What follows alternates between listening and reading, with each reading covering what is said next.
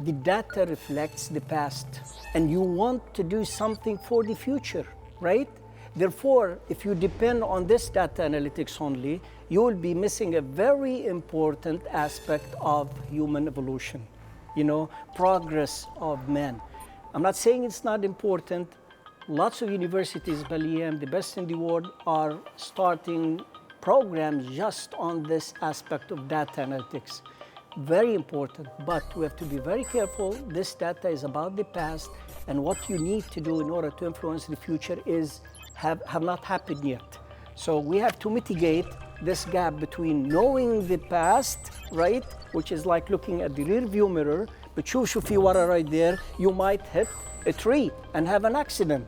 So you really have to see the past, but at the same time to make sure you use it in order to affect the future in a positive way.